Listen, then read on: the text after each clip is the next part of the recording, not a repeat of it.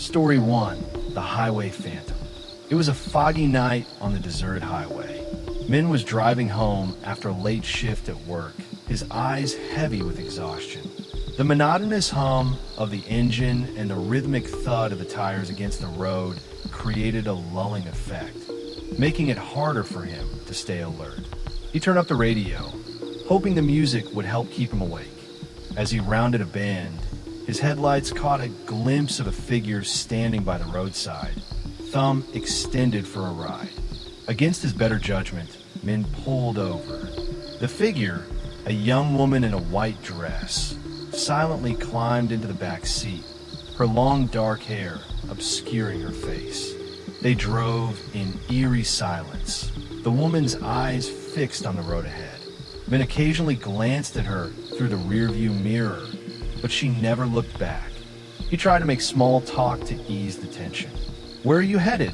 he asked, his voice slightly trembling. The woman remained silent, her gaze unbroken.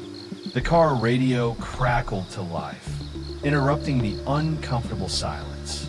A chilling voice announced, "A young woman in a white dress was killed in a hit-and-run accident on this very highway 3 years ago tonight." Min's blood ran cold as he looked in the rearview mirror. The back seat was empty. Panic surged through him. He slammed on the brakes, skidding to a stop on the side of the road. He turned around, his eyes wide with fear, but there was no sign of the woman. His hands shook as he gripped the steering wheel, trying to make sense of what had just happened. After a few moments, Min decided to continue driving, though he couldn't shake the feeling of unease that lingered. He turned off the radio, hoping the silence would help him concentrate. As he drove, the fog grew thicker, making it harder to see the road ahead. Suddenly, the temperature inside the car dropped, and Min could see his breath forming in the air. The hairs on the back of his neck stood on end as a cold chill enveloped him. He glanced at the passenger seat, and his heart skipped a beat. The young woman in the white dress was sitting beside him, her eyes now fixed on him. "Why did you leave me?" she whispered, her voice barely audible. Min's throat tightened, and he struggled to find his voice. I didn't mean to," he stammered, his eyes wide with terror. The woman's expression softened, and she looked out the window. "I was waiting for someone to come back for me," she said, her voice filled with sorrow. But no one ever did. Min's heart ached for the ghostly figure beside him. "I'm sorry," he whispered, not knowing what else to say. The woman turned back to him, her eyes filled with an otherworldly sadness. "Please, help me find peace," she pleaded. Desperate to help, Min nodded. "What can I do?" he asked, his voice trembling. The woman reached out and gently touched his hand, her touch icy cold. "Take me to where I was left," she said softly. Min drove in silence, following the woman's directions. The fog seemed to part as they neared a secluded area off the highway, where a small memorial stood, adorned with wilted flowers and a weathered photograph of the young woman. Min's heart ached as he realized he had unknowingly passed this spot many times before. The woman stepped out of the car and walked towards the memorial, her figure becoming more translucent with each step. She knelt beside the photograph, her fingers gently tracing the outline of her own face. "Thank you," she whispered, her voice carried away by the wind. Min watched in awe as the woman slowly faded away, her spirit finally at peace. The fog lifted, revealing a clear night sky filled with stars. Min sat in his car, overwhelmed by the events of the night. He took a deep breath, his mind racing with questions. But one thing was certain: he had helped a lost soul find peace. As he drove away, Min couldn't help but feel a sense of closure. He knew he would never forget the ghostly encounter on the foggy highway, and the young woman in the white dress who had touched his life in an unexpected way. Story 2. The Haunted Motel. Lon was on a solo road trip, craving a break from her monotonous life.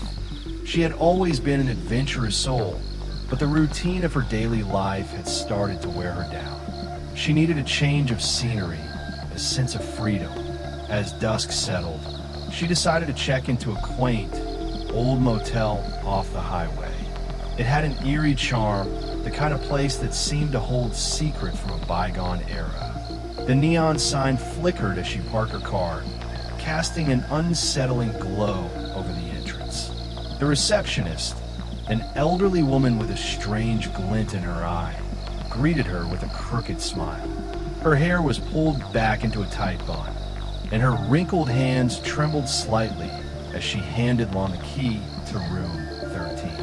"Enjoy your stay," she said, her voice raspy and unnerving. Lon felt a shiver run down her spine, but she brushed it off as her imagination playing tricks on her. She carried her suitcase down the dimly lit hallway, the wooden floors creaking beneath her feet. Room 13 was at the very end of the hall, isolated from the other rooms. The brass numbers on the door were tarnished, and the key turned with a heavy click. The room was small and musty, with faded floral wallpaper and an old-fashioned bedspread. A single lamp cast a warm, yellow light over the room. Lon set her suitcase on the bed and sat down, feeling a sense of unease settle over her. She tried to distract herself by unpacking her things, but the unsettling feeling lingered. That night, Lon was awakened by soft whispers and the sound of footsteps outside her door. She dismissed it as other guests passing by. The motel was old, and the walls were thin. It was only natural that she could hear the movements of her neighbors. She turned over and tried to go back to sleep, but the whispers grew louder, more frantic, as if pleading for help. Unable to ignore it any longer, Lon got out of bed and opened the door. The hallway was empty, the air thick with an oppressive silence. She took a few steps forward, her heart pounding in her chest. The whispers seemed to be coming from the end of the hall. She followed the sound, her curiosity outweighing her fear. At the end of the hall, she found an old photograph hanging on the wall. It was of a young girl, her face sweet and innocent, yet there was something haunting about her eyes. The girl looked eerily similar to the receptionist. The caption below the photograph read, "Missing since 1965. Lan's blood ran cold as she stared at the photo. The whispers grew louder, more insistent. She turned around, expecting to see someone standing behind her, but the hallway was still empty. Her heart raced as she quickly retreated to her room, locking the door behind her. She tried to shake off the fear, convincing herself that it was just her imagination. But the whispers continued, even louder now, filling the room with their desperate pleas. Lon covered her ears, trying to block out the sound, but it was no use. The voices seemed to be coming from inside her own head. Desperate for answers, Lon decided to confront the receptionist. She left her room and made her way to the front desk. The elderly woman was sitting there, just as she had been when Lon first arrived. Her eyes glinted in the dim light, and she smiled as Lon approached. "Is something wrong, dear?" the receptionist asked, her voice dripping with feigned concern. Lon hesitated, unsure of how to begin. I keep hearing whispers, and I found a photograph at the end of the hall. It looks just like you, but it says the girl has been missing since 1965. The receptionist's smile faded, and her eyes darkened. "You shouldn't be wandering around at night," she said, her voice cold and stern. "It's not safe." Lan's heart raced. What happened to that girl? Who is she? The receptionist leaned forward, her face inches from Lan's. "She was my daughter. She disappeared many years ago, and I've been searching for her ever since." Lon felt a pang of sympathy for the woman, but the fear remained. "Why do I keep hearing whispers?" The receptionist's expression softened, and she sighed deeply. "The motel has a history. It's been said that the spirits of those who have gone missing here linger, unable to find peace." Lan's mind raced as she tried to process the information. Is there any way to help them? The receptionist's eyes filled with sorrow. I've tried everything, but nothing seems to work. The spirits are restless, and they won't leave until they find what they're looking for. Lon nodded, feeling a sense of determination. She returned to her room, her mind racing with thoughts of how to help the spirits. She decided to do some research, hoping to uncover more about the motel's dark past. The next morning, Lon visited the local library and delved into old newspaper archives. She discovered a series of unsolved disappearances, all linked to the motel. The stories were chilling, each one more disturbing than the last. The most recent disappearance had occurred in the early 1980s, and the victim was a young woman who had checked into room 13. Lan's heart sank as she read the details. It was as if the motel had a curse, trapping the souls of its victims within its walls. She knew she had to do something to help them find peace. That night, Lon returned to the motel with a plan. She brought with her a small candle and a piece of paper on which she had written a message to the spirits, offering her help and asking them to share their stories. She lit the candle and placed it on the bedside table, then sat down on the bed and waited. The whispers began almost immediately, filling the room with their desperate pleas. Lon closed her eyes and focused on the candle's flame, trying to create a sense of calm. "I'm here to help you," she whispered. "Please, tell me what you need." The voices grew louder, and Lon felt a chill run down her spine. She could sense the presence of the spirits around her, their energy palpable. Suddenly, the room grew colder, and she felt a hand on her shoulder. She opened her eyes and saw the young girl from the photograph standing before her, her eyes filled with sorrow. "Help us," the girl whispered, her voice barely audible. "We need to find peace." Lan's heart ached for the lost souls trapped within the motel. "Tell me what happened to you," she said softly. The girl began to speak, her voice a haunting melody of pain and loss. She recounted the night she went missing, how she had been playing outside the motel when a man approached her. He had been kind at first, offering her candy and telling her stories. But then he had taken her away, locking her in a dark, cold room. She had never seen the light of day again. As the girl spoke, the other spirits joined in, their voices intertwining to create a tapestry of horror.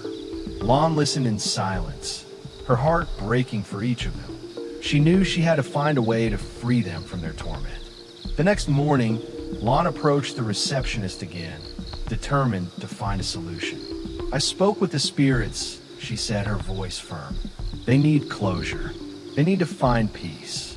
The receptionist looked at her with weary eyes. "I've tried everything, dear. There's nothing more to be done." Lon refused to accept that. "There has to be a way. Maybe we can hold a ceremony, something to honor their memories and help them move on." The receptionist sighed, but she nodded. "Very well, we can try." That evening, Lon and the receptionist gathered in the lobby, lighting candles and setting up a small altar with photographs and mementos of the missing. They invited the spirits to join them, offering their prayers and asking for forgiveness. As they stood together, the air grew heavy with a palpable energy. The whispers grew louder, then gradually faded into a soft hum. The candles flickered, and Lon felt a sense of peace wash over her. She knew that the spirits had found what they needed. The next morning, room 13 was vacant, with no trace of Lon ever being there. But the motel felt different, lighter somehow, as if a weight had been lifted. The spirits were finally at rest, their long journey complete. Lan's car was found parked outside the motel, her belongings neatly packed inside. She had disappeared without a trace, but her presence lingered, a guardian spirit watching over the motel and ensuring that no one else would suffer the same fate. The legend of the haunted motel lived on, a cautionary tale for those who dared to seek adventure in the unknown. But for Lon, Her journey had brought peace to the restless souls, and she had found a sense of purpose that transcended the boundaries of life and death. Story 3. The Lonely Road. Kwong was driving through a remote countryside road, his GPS leading him on a shortcut home. As night fell, the narrow, winding road seemed to stretch endlessly before him. The surrounding woods grew denser, casting ominous shadows in the fading light. The hum of the engine and the rhythmic thumping of the tires provided a sense of false security as he navigated the unfamiliar route. Suddenly, his car sputtered and came to a halt, leaving him stranded in the middle of nowhere. He cursed under his breath and tried to restart the engine, but it was no use. The dashboard remained dark, and the car refused to respond. Frustrated, Kwong stepped out of the vehicle and assessed his surroundings. There was no sign of civilization in sight, only the thick, oppressive forest that seemed to close in around him. He remembered passing a farmhouse a few miles back and decided to walk there in search of help. As he made his way along the deserted road, the chill of the night air seeped into his bones. The silence was deafening, broken only by the occasional rustle of leaves or the distant hoot of an owl. His footsteps echoed in the emptiness, a reminder of his isolation. As he approached the farmhouse, he noticed it was dilapidated, with boarded-up windows and an overgrown yard. Weeds choked the pathway leading to the front door, and the once white paint on the walls had faded to a dull, peeling gray. Desperate, he knocked on the door, which creaked open on its own. He hesitated for a moment before stepping inside, his instincts warning him of potential danger. Inside, the air was thick with decay, and eerie portraits lined the walls. The eyes of the painted figures seemed to follow him as he moved through the house, adding to his growing unease. He stumbled upon a diary on the table, its pages yellowed with age. The words written inside recounted the family's tragic fate. They had been murdered by an unknown assailant, their bodies never found.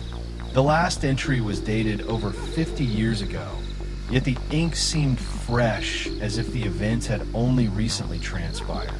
As Kwong read the chilling words, a sense of dread washed over him. He felt a cold hand on his shoulder and turned to find the ghostly figure of a woman, her eyes filled with sorrow. Her appearance was spectral, her form translucent and ethereal. She wore a tattered dress, and her hair was matted and unkempt. "You should have stayed on the road," she whispered, her voice barely audible but laced with a sense of urgency. Before Kwong could react, everything went dark.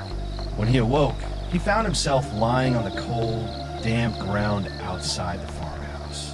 The moon hung low in the sky, casting an eerie glow over the landscape. He struggled to his feet, his mind reeling from the encounter.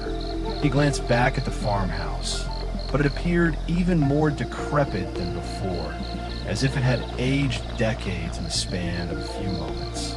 Kwong knew he had to leave the area immediately. He stumbled back to his car, praying that it would start. Miraculously, the engine roared to life on his first attempt. He drove away from the farmhouse as fast as he could, his heart pounding in his chest. The road seemed longer and more treacherous than before, but he was determined to put as much distance between himself and the haunted house as possible. As he drove, Kwong couldn't shake the feeling that he was being watched. He glanced in the rearview mirror, half expecting to see the ghostly woman following him. The road ahead seemed to stretch endlessly, and the forest grew denser, the trees closing in around him like a suffocating shroud. He finally reached the main highway, and the familiar sight of streetlights and passing cars brought him a sense of relief. He pulled over at a gas station to collect his thoughts and regain his composure. The neon lights of the station flickered, casting an eerie glow over the parking lot. Kwong stepped out of the car and approached the attendant, an older man with a weathered face. "Excuse me, Do you know anything about the old farmhouse a few miles back? Kwong asked, his voice trembling. The attendant's expression darkened, and he shook his head. You shouldn't have gone there, he said quietly. That place has been abandoned for decades. Folks around here say it's cursed. Kwong's heart sank as he realized the true gravity of his encounter.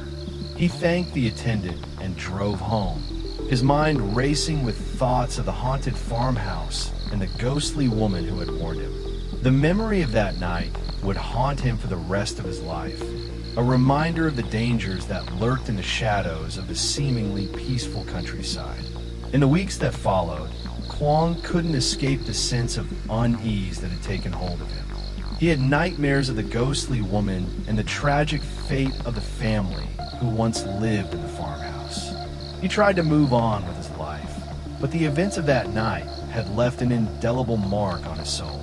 One evening, as he was driving home from work, his car radio crackled to life with a news report. Authorities are investigating a series of mysterious disappearances along a remote countryside road. The latest victim, a young man named Kwong, was last seen near an abandoned farmhouse. His car was found parked at a gas station, but there was no sign of him. Kwong's blood ran cold as he listened to the report. He glanced at the passenger seat, and his heart nearly stopped. The ghostly woman sat beside him, her eyes filled with sorrow and determination.